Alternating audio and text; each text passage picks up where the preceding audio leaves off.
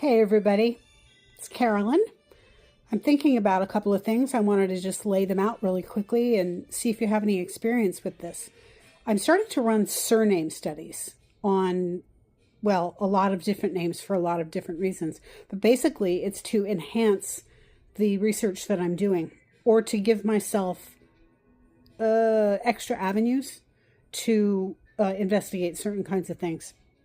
So a surname study is a thorough, footnoted, scholarly report that, it does a lot of things. The main thing that it does is it gives the history and origins of a surname. That's sort of the overview. The side effects of that, however, can be quite amazing, as I'll tell you in a second. It gives the etymology of the name, whether it's a personal name or a topographically based name. It tells the history of where it came from and why, what geographical area. Gets pretty specific too, gets down to towns and town areas, town lands. And it also tells you, let's see, what else have I got? This is off the top of my head, I'm sorry. It tells you who, if there are famous people who've held the name, who they were, and we're talking deep history. And generally speaking, it can answer questions that other types of research haven't answered yet. So I'll give you a couple of examples. The first one is my surname of McLaughlin. That was the name that I was born with. And I knew that the name came from County Derry in the north of Ireland. That was from family lore. That's very easy to spot and to place. And so I didn't know that much about certain aspects of the name. I ran a study, and the study included a completely different sept or clan of McLaughlins who are based in southern Ireland. And since they're not related, I was able to then snip them out of the research and just focus on the northern McLaughlin name. And it gave me information that I didn't have before about, there are a couple of high kings that were named McLaughlin, and from this particular sept. And there are also, it went into further depth on the relationship between the northern McLaughlin sept and the Weenales or O'Neills when they were running stuff. And so it really kind of beefed up the history for me. And that was really great. That was actually something I sort of knew already, though. So I tried running some other surname studies. The other one that I ran that really gave me a shock was on my grandmother's maiden name, which is Hinzie, Hinzie, although it's also spelled EY. And I never knew, I knew it was German, but I didn't know what part of Germany it came from. And nothing that I tried turned up any information about that. My earliest immigrant ancestor in that line came over in the late 18th century. So for me, that's pretty deep getting into a European thing because there were no gateway ancestors. There was no royalty or anything like that that would have been well documented. This was just a German name.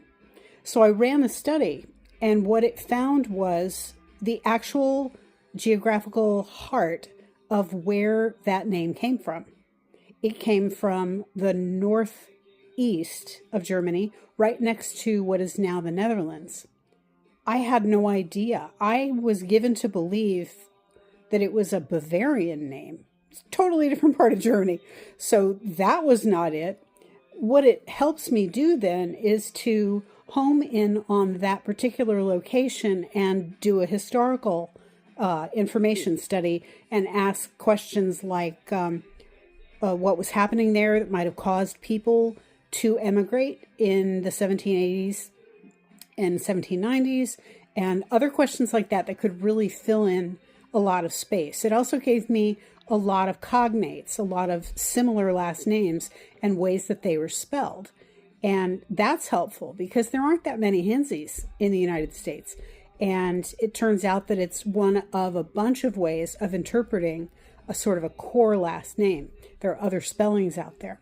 So that was incredibly helpful. I mean, I've been working on the name for 45, 46 years now, and I was not ever able to pinpoint where exactly it came from until I ran this study. What was the other one? Oh, yes. A friend of mine, a lot of her ancestors are from Transylvania in Romania. And I know nothing about Eastern Europe, but I ran a surname study. And the surname, the oldest information about the oldest member of the family, had the last name spelled Catiovin, which I guess would have been Catiovin. I don't know. I know what the spelling was. I have no idea how to say it. So I ran a study on that, and the study came back and said, basically, there's no Romanian name like this. Looked and looked, couldn't find certain aspects of the root, couldn't find much of anything about the suffix. It's not a Romanian name. I thought, okay. So there were a couple of other documents, and these were all handwritten documents. So spelling, is interpreted differently according to different people. And the sources for that individual's two daughters spelled the name two different ways. It was, I think it's pronounced Catavou.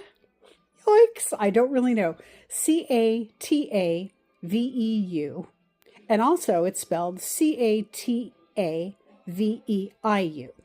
So I ran a study on Catavou, the first one, without the I.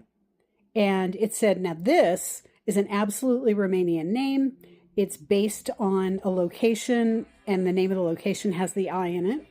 And there's a river, and I think there's a mountain range also named for this. So basically it's a toponymic, and it's exactly from this very small specific area in Romania.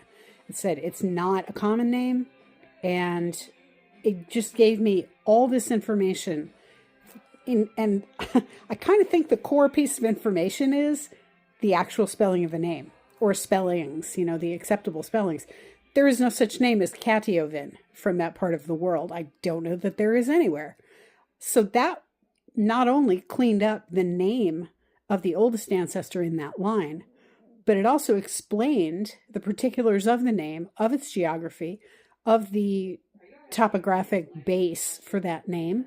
And it also gave me more information about what I have to look at. So having the information about Hinzi and having the information about Catavou, what that gives me is now I know to go to parish churches in that area and to archives in those areas and to look at those for further information about the oldest ancestors that I know about. So why am I talking about this? Well, first off, I think it's really cool what I found. And I think it's great that there are tools out there to give us information like this. I think it's also because I'm selling these, and you guys know, you're genealogists, you get it. I want people to know that this exists, that this service exists from me. So what I'm doing is I'm selling them at $15 per surname. And then the deal is 8 surnames for $100. I think that's a pretty reasonable price. And I'm really interested in starting to run these for actual clients. I've been running them for friends, and that has been a lot of fun. It's helped me to refine the nature of the work. But now I'm ready to put this out on the open market. So if you're thinking that maybe you've hit a brick wall or a dead end and you need to know more about a surname or about its origins, its location, is it a personal name, is it a toponymic, whatever it is that you're looking for, if you think a study of the surname or surnames in question can do something for you, hit me up, because it's very straightforward work. And it is a lot of fun too.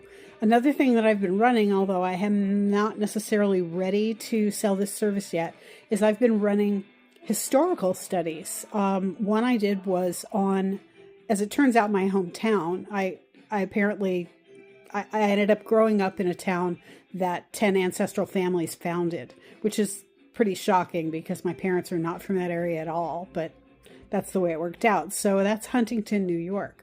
And I ran a historical study on it and asked, what was life like between 1650 and 1790 in this location.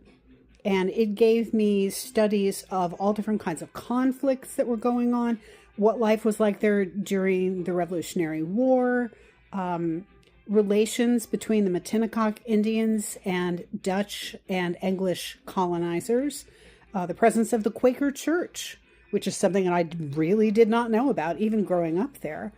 All kinds of aspects of life there that just really flesh out my understanding of why my ancestors went there to colonize and what it was like once they did. I've run a couple more of those in a couple other locations, including one in Derry where the McLaughlins lived. And that was to help me determine what did they do when they were living in Ireland, what were they held back from because they were Catholic, and why would they have emigrated when they did, because they emigrated 10, 15 years before the famine. This is all an incredible way to break down brick walls. So if you're interested, come visit me, AncestorsAliveGenealogy.com. I'm building up the explanation of what these studies can do there, and I'm ready to set up time to work with clients. So that's pretty much it. If you have any commentary on this, by all means, leave something below the video. I'm very interested in hearing what others have done in similar studies, or if you'd never thought about this kind of a study to break a brick wall, stuff like that. So thanks for watching, and I hope to hear from you.